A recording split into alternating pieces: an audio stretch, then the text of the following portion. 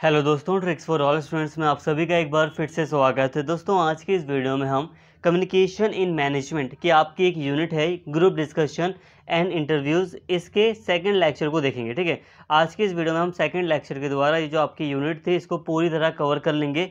Please video को पूरा देखना ताकि सारी बातें आप समझ सकें। सबसे पहले दोस्तों यहाँ पर हम बात करते हैं साक्षात्कार यानी कि इंटरव्यूज़ की। देखिए, ग्रुप डिस्कशन यानी कि जो समूह चर्चाएँ होती हैं उसके बारे में हमने काफ़ी जानकारी या उसके बारे में हमने काफ़ी स्टडी फर्स्ट लेक्चर में कर ली थी, और सेकंड लेक्चर में मुख्य रूप से हम इंटरव्यूज़ के बारे में जो टॉपिक्स रह गए थे उनको कवर करेंगे। तो सबसे पहले बात करते हैं साक्षात्कार यानी कि इंटरव्यू होता क्या है। तो साक्षात्कार व्यक्तियों के बीच एक प्रकार का संचार है जिसका एक निर्धारित उद्देश्य होता है। नीचे दिए गए विभिन्न प्रकार के साक्षात्कार हैं जिनका हम अपने पेशेवर जीवन में सामना करते हैं। देखो दोस्तों, साक्षात्कार का अगर हम मतलब समझें, नॉर्मली हल्का सा मतलब समझें, तो वैसे हमें हल्का सा पता ही है साक्षात्कार क्या होता है, इंटरव्यू क्या होता है। जब हम किसी व्यक्ति के साथ कोई संचार करते हैं, ठीक है, कोई सामने व्यक्ति बैठा होता है, हमसे कुछ पूछताछ कर रहे हैं, या सामने वाला व्यक्ति हमसे कोई पूछताछ कर रहा है, कुछ बातें हमसे मतलब जानना चाह रहा है, वो हम उसको कुछ बातें बता रहे हैं, तो यही होता है इंटरव्यू।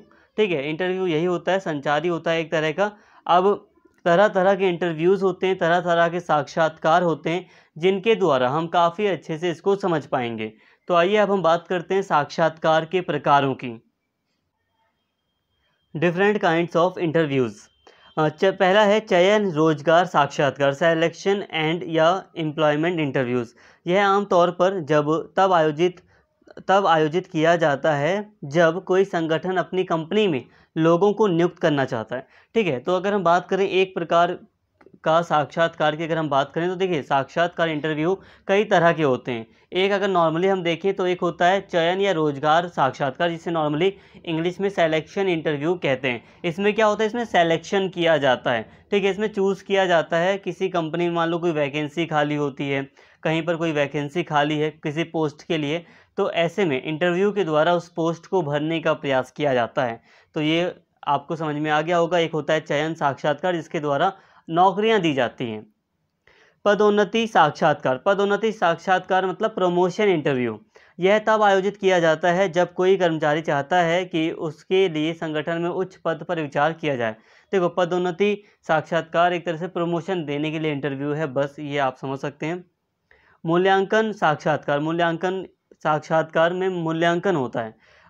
यह कर्मचारियों के प्रदर्शन का मूल्यांकन करने, प्रगति की समीक्षा करने या भविष्य पर चर्चा करने के लिए संगठन द्वारा समय समय पर या वार्षिक रूप से आयोजित किया जाता है।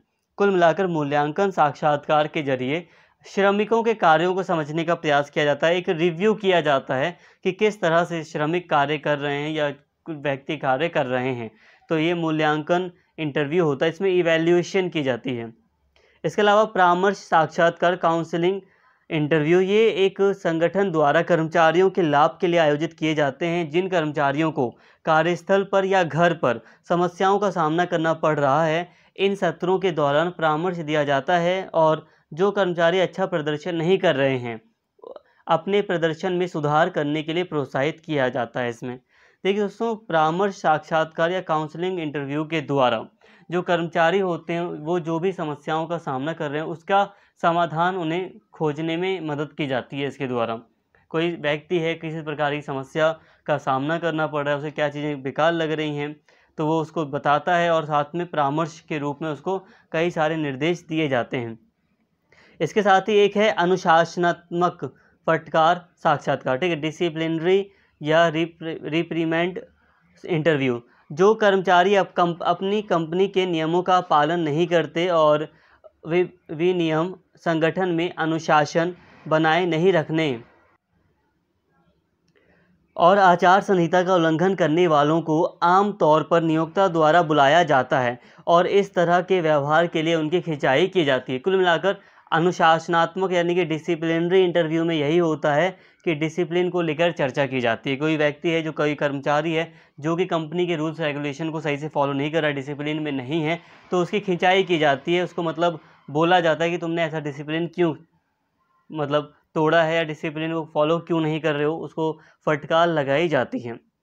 इसके अलावा एक इंटरव्यू है शिकायत साक्षात्कार इंटरव्यू। ठीक है, इस प्रकार के साक्षात्कार में कर्मचारी अपनी शिकायत साझा कर सकते हैं। ठीक है, ग्रीवेंस ग्रीवेंस इंटरव्यू का मतलब यही है कि जो कर्मचारी हैं उनको राहत पहुंचाने के लिए ये इस तरह का इंटरव्यू होता है।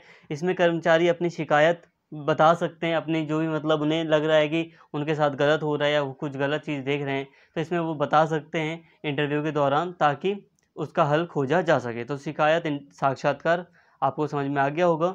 इसके अलावा निकास साक्षात्कार, एग्जिट इंटरव्यू। देखिए कई बार क्या होता है कि जब कोई व्यक्ति निकल रहा होता है ऑफिस से, कंपनी से, हमेशा के लिए उसके मतलब वो निकल रहा है या कोई मतलब रिटायर हो रहा है, तो उसका भी एक तरह से इंटरव्यू होता है। तो निकास साक्षात्कार भी एक तरह का इंटरव्यू होता है, जिसमें वो व्यक्ति, मान लो कोई व्यक्ति है वो अपनी अपनी जॉब छोड़ रहा है, तो क्या वो स्वेच्छा से छोड़ रहा है, क्या कोई दबाव था उसके ऊपर, आखिर क्या रीज़न थे कि उसको निकाला गया कंपनी से, या वो क्यों निकल रहा है, क्या रीज़न है, ये सारी बातें वो साझा कर सकता है ताकि और भी ज़्यादा सुधार हो सके। उनकी स्पष्ट और ईमानदार टिप्पणियां संगठन के भीतर कामकाज को बेहतर बनाने और कर्मचारियों के भीतर प्रति गर्मजोशी और सद्भावना पैदा करने में मदद करती हैं। ठीक है, तो आई होप ये समझ में आ गया होगा। स्टे साक्षात्कार, स्टे इंटरव्यू मतलब यह एक नई घटना है और कंपनियां कर्मचारियों की अपेक्षाओं का आंकलन करने के लिए इसका उपयोग कर रही हैं। कर्मचारियों को सराहना और प्रेरित महसूस कराकर कार्यबल को बनाए रखने के लिए एक अनिवार्य उपकरण है। स्टे इंटरव्यू या ये जो साक्षात्कार है, ये एक ऐसा साक्षात्कार है दोस्तों, इसमें कर्मचारियों को मतलब प्रोत्साहन करने पर ज़्यादा बल दिया जाता है। ये एक नई घटना है। इसमें कर्मचारी जो हैं वो क्या अपेक्षा करते हैं, वो क्या उम्मीद करते हैं कंपनी से, वो क्या चाहते हैं, ठीक है, वो सारी चीज़ देखने का प्रयास किया जाता है और कर्मचारियों को प्रोत्साहित करने का प्रयास किया जाता है इस इंटरव्यू के द्वारा। तो दोस्तों काफ़ी इजी था, आई होप ये वाला टॉपिक आपको समझ में आ गया होगा। अभी हमने अलग अलग प्रकार के जो साक्षात्कार हैं इनको काफ़ी अच्छे से समझ लिया। अब हम बात करते हैं साक्षात्कारकर्ता के लिए दिशा निर्देश। देखिए दोस्तों, यहाँ पे हम कुछ गाइडलाइंस की बात करेंगे जो कि इंटरव्यूअर के लिए होनी चाहिए। मतलब जो इंटरव्यू लेने वाला व्यक्ति है उसको क्या या किन चीज़ों का ध्यान रखना चाहिए, अब हम इसकी बात करेंगे। देखिए, साक्षात्कर्ता को कुछ समय सम्मानित परंपराओं का पालन करना पड़ता है ताकि वे अपने काम में सफल हो सकें, ताकि वो सही से इंटरव्यू ले सके। तो वो क्या है, निम्न कार्य हैं, मतलब कौन से रूल्स उसे फॉलो करने चाहिए, तो वो निम्नलिखित हैं। जैसे कि साक्षात्कर्ता को साक्षात्कार के उद्देश्य के बारे में स्पष्ट होना चाहिए ताकि वह इसे तैयार कर सकें। सबसे बड़ी बात, जो इंटरव्यूअर है, जो इंटरव्यू ले रहा है, उसे पहले उद्देश्य पता होना चाहिए इंटरव्यू का, कि आखिर इंटरव्यू किस उद्देश्य से लिया जा रहा है। सही बात है। देखिए, अगर इंटरव्यू लेने वाले को उद्देश्य नहीं पता तो वो इधर उधर के सवाल भी पूछ लेगा। पहले अगर मेन उद्देश्य अगर उसको पता है तो वो उसी कॉन्टेक्स्ट में इंटरव्यू देने वाले व्यक्ति से सवाल पूछेगा। तो ये काफ़ी इम्पॉर्टेंट है। इसके साथ ही अन्य विवरण जैसे स्थान, समय और साक्षात्कार की लंबाई, शैली और संगठन शामिल होना चाहिए। मतलब ये है कि जो साक्षात्कर्ता है उसे पता होना चाहिए कि इंटरव्यू कहाँ पर है, किस समय है, क्या कितनी देर तक इंटरव्यू हमें लेना है, आधे घंटे का है, 1 घंटे का इंटरव्यू है, किस प्रकार की शैली होगी, किस तरह का इंटरव्यू लेना है। ठीक है, ये सारी बातें पता होनी चाहिए। साक्षात्कर्ता के पास पद की नौकरी आवश्यकताओं के साथ साथ उम्मीदवारों का आवश्यक विवरण होना चाहिए। साथ में ही जो साक्षात्कर्ता इंटरव्यू लेने वाला है उसको पता होना चाहिए कि किस पोस्ट के लिए हम इंटरव्यू ले रहे हैं, कौन कौन सी नौकरियां खाली हैं और कौन कौन से उम्मीदवार हैं अभी उसके पास सामने, मतलब कौन कौन से कैंडिडेट उसके लिए सामने इंटरव्यू के लिए आ रहे हैं। तो उसको पता होना चाहिए, उसका एक विवरण उसके पास होना चाहिए। तो इसके साथ ही दोस्तों, साक्षात्कर्ता को प्रश्नों का पर्याप्त सेट तैयार करना चाहिए जो उसे चयन प्रक्रिया को सुविधाजनक बनाने के लिए सही प्रकार की प्रतिक्रिया प्राप्त करने में मदद करेगा। मतलब एक सेट तैयार कर लेना चाहिए प्रश्नों का, कि कौन कौन से प्रश्न पूछे जाने हैं व्यक्तियों से। ठीक है, इससे क्या रहेगा, इससे काफ़ी आसान हो जाएंगी चीज़ें। उम्मीदवार को अधिकतर बातचीत करने की अनुमति दी जानी चाहिए, जिससे उम्मीदवार को की विशेषज्ञता का आकलन करने में मदद मिलेगी। इसके साथ ही जो उम्मीदवार है, जो इंटरव्यू देने आया है, उसको अनुमति दी जाए बातचीत करने की, बोलने की काफ़ी ज़्यादा आज़ादी उसको दी जाए। इसके साथ ही अपने प्रश्नों को इस तरह व्यवस्थित करें कि इससे जानकारी की परतों को उजागर करने में मदद मिले या उम्मीदवार को पूरी कहानी बताने में मदद मिले। कुल मिलाकर कहा जाए तो जो साक्षात्कर्ता है वो एक व्यवस्थित फॉर्म में प्रश्नों को पूछे। ऐसा ना हो कि सामने वाला व्यक्ति सही से प्रश्न समझ ना पाए। तो कम समय में व्यक्ति प्रश्न समझ जाए, इस तरीके से पूछा जाए प्रश्न को, सिंपल बिल्कुल तरीके से। इसके साथ ही उसे कभी भी किसी भी मुद्दे पर उम्मीदवार के साथ अपनी अस्वीकृति या बहस नहीं दिखानी चाहिए। इसके साथ ही कई बार जो साक्षात्कारकर्ता होते हैं या जो यहाँ तक कि जो उम्मीदवार होते हैं वो बहस करने लगते हैं इंटरव्यू के दौरान। तो सबसे बड़ी बात, अगर हम बात कर रहे हैं साक्षात्कार की, इंटरव्यू लेने वाले की, तो उसे इंटरव्यू लेने वाले को ऐसी बहस में नहीं पड़ना चाहिए या किसी अस्वीकृति वगैरह, या कि नहीं भाई मैं तो एक्सेप्ट नहीं करता, तुम कैसे कह सकते हो ये चीज़ ऐसी ऐसी ऐसी है। तो ऐसे अस्वीकृति या बहस में नहीं पड़ना चाहिए। उसे उम्मीदवार का साक्षात्कार इंटरव्यू लेते समय एक रिकॉर्ड बनाए रखना चाहिए या नोट्स लेना चाहिए, ताकि वह बाद में सही निर्णय लेने में सक्षम हो सके। देखिए दोस्तों, जो इंटरव्यू लेने वाला व्यक्ति है उसे एक रिकॉर्ड भी रख लेना चाहिए कि इंटरव्यू के दौरान सामने वाले उम्मीदवार ने क्या क्या आंसर दिए, क्या क्या सही आंसर दिए, क्या गलत दिए, आपको किस तरह का उसका मतलब लग रहा है। तो एक नोट भी तैयार कर लेना चाहिए ताकि लास्ट में सही से निर्णय लिया जा सके। साक्षात्कार के अंत में साक्षात्कारकर्ता को सुखद एवं गर्मजोशी पूर्ण तरीके से अपनी बात समाप्त करनी चाहिए। उसे उम्मीदवार को सूचित करना चाहिए कि परिणाम कब घोषित किए जाएंगे और यदि चयनित हो तो उसे सूचित किया जाएगा। साक्षात्कारकर्ता को यह आभास होना चाहिए कि उसकी बात धैर्यपूर्वक सुनी गई है और चयन प्रक्रिया निष्पक्ष है। इसके अलावा दोस्तों, जो इंटरव्यू लेने वाला व्यक्ति है उसको लास्ट में गर्मजोशी के साथ और काफ़ी अच्छे तरीके से इंटरव्यू को समाप्त करना चाहिए और उम्मीदवार को ये बताना चाहिए कि कब रिज़ल्ट डिक्लेयर किया जाएगा इंटरव्यू का। साथ में ही अगर उसका सिलेक्शन हो जाता है तो उसे सूचित किया जाएगा। ये सारी बातें उम्मीदवार को बतानी चाहिए। साथ में ही इस तरह का साक्षात्कार होना चाहिए कि जो व्यक्ति है उसको आभास हो कि हाँ, उसकी सारी बातें सुनी गई हैं इंटरव्यूअर के द्वारा और जो इंटरव्यू हुआ वो निष्पक्ष है। इसके अलावा साक्षात्कार समाप्त होने के बाद साक्षात्कारकर्ता को साक्षात्कार के दौरान एकत्रित की गई जानकारी को एकत्रित करना होगा, उपयुक्त उम्मीदवारों का चयन करना होगा और अवरोही क्रम में उनकी एक सूची बनानी होगी। इसके साथ ही जो इंटरव्यूअर है उसे क्या करना है, उसे सारा निष्कर्ष निकालना है जो उसने नोट्स वगैरह बनाए थे सभी सिलेक्शन करते समय सभी उम्मीदवारों के, उसी के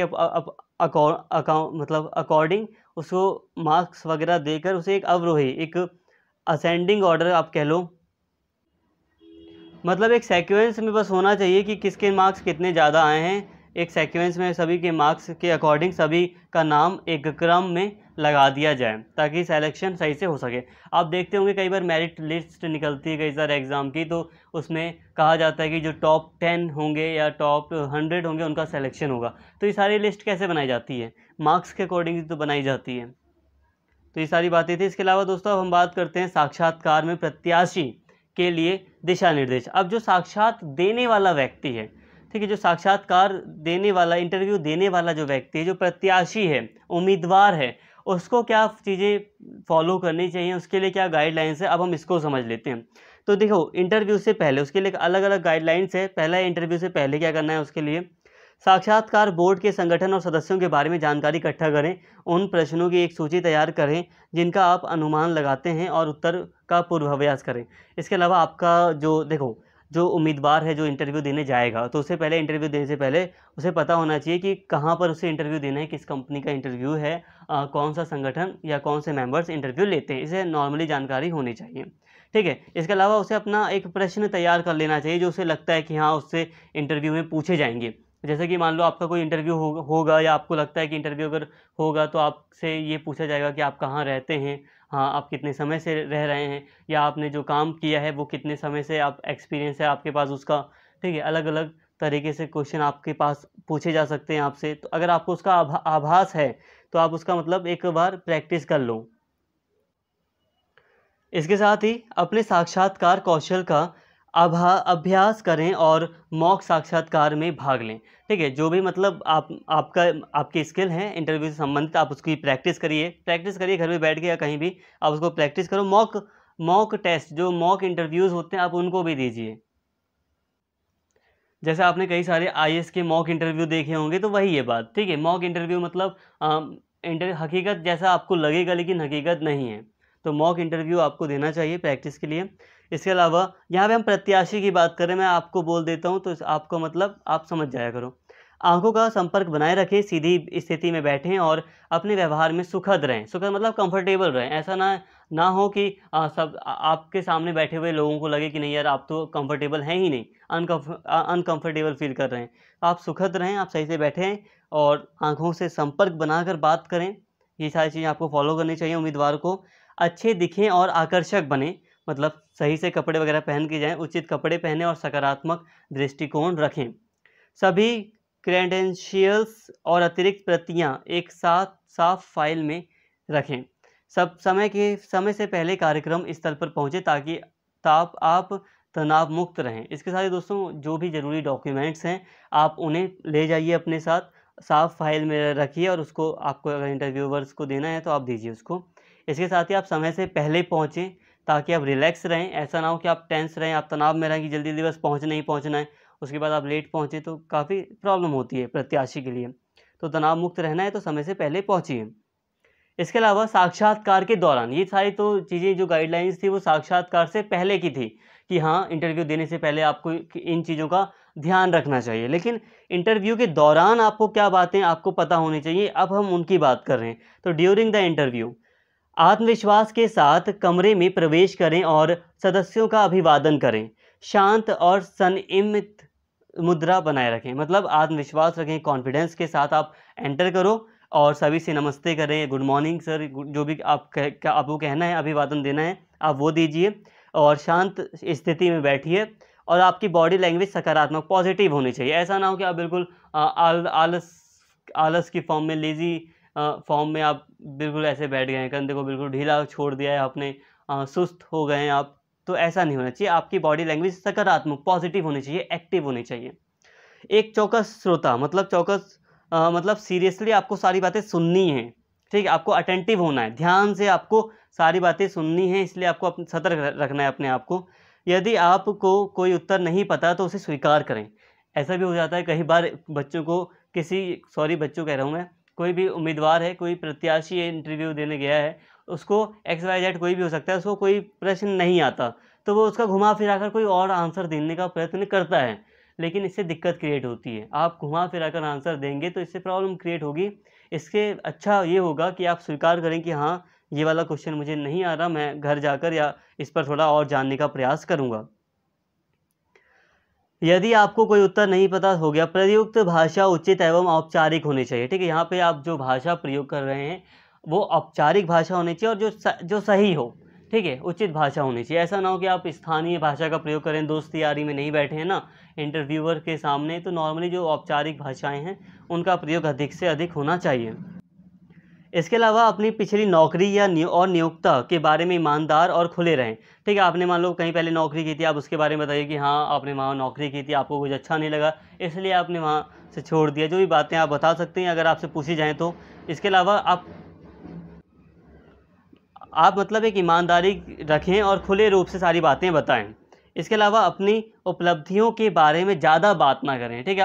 अपने बारे में आप बताएं, ठीक है, लेकिन सिर्फ अपने ऊपर ही टिके रहें कि हाँ मैंने ये किया है, मैंने वो किया है, मैंने ये किया है, तो ये इतना नहीं करना होता, इसे बैलेंस रखना होता है कि हाँ सर मैंने ये कोर्स भी किया था, ये भी किया था। नम्रतापूर्वक कुछ जो बातें हैं मेन आप वो बताइए, बाकी आपसे जैसे चीज़ें पूछी जाती हैं प्रत्याशी से वो और भी ज़्यादा फिर डिटेल में आपसे पूछेंगे तो आप उसको रिप्लाई के फॉर्म में दीजिए। अपनी जिम्मेदारियों और संगठन के बारे में जानकारी के बारे में प्रश्न पूछें। अपनी जिम्मेदारियों और संगठन के बारे में जानकारी के बारे में प्रश्न पूछें। इसके अलावा दोस्तों आप प्रश्न भी पूछ सकते हैं जैसे कि आपकी क्या जिम्मेदारियां होंगी। ये वाला थोड़ा मुझे कंफ्यूजिंग लग रहा है, इस वाले पॉइंट को आप हटा दीजिए। कमरे से बाहर निकलने से पहले उन्हें धन्यवाद दें और सकारात्मक टिप्पणी के साथ अपनी बात समाप्त करें। अब आपका इंटरव्यू लगभग पूरा हो गया है, ठीक है, आप निकलने वाले हैं, तो अच्छे से आप थैंक यू कहकर या जो भी आपको धन्यवाद देना है उस फॉर्म में आप धन्यवाद दीजिए और फिर एक पॉजिटिव बॉडी लैंग्वेज के साथ आप बाहर निकलिए और अपनी बात को समाप्त करते हुए बाहर आइए। तो ये सारी बातें आपको समझ में आ गई होंगी। अब हम बात करते हैं दोस्तों साक्षात्कार के बाद, इंटरव्यू के बाद क्या करना होता है आपको। देखिए कुछ दिनों के भीतर साक्षात्कार बोर्ड को एक धन्यवाद नोट लिखें। बोर्ड के सदस्य आपको याद करते हैं और यह आपके काम आ सकता है। देखो कई बार हो सकता है कि व्यक्ति आपको भूल जाए, कंपनी आप पे ध्यान ना दे, तो हो सकता है एक बार आप अगर मतलब अपने इंटरव्यू बोर्ड को एक धन्यवाद नोट लिख दें कि आप लोगों ने मेरा बहुत अच्छे से इंटरव्यू लिया, ये है वो है, आपको जो चीज़ें अच्छी लगी आप बता सकते हैं, ताकि वो आपको एक आप उनके माइंड में रिमाइंड आ जाए कि हाँ मैंने इसका इंटरव्यू भी लिया था, तो हो सकता है आपके लिए थोड़ा फ़ायदेमंद रहे। तो इससे आप याद आ सकते हो उनको, आपको नौकरी के लिए लेटर आ सकता है आपके घर पर, जो भी हो। यदि वादा किए गए समय पर कोई प्रतिक्रिया नहीं मिलती है तो परिणामों के बारे में एक पत्र लिखें।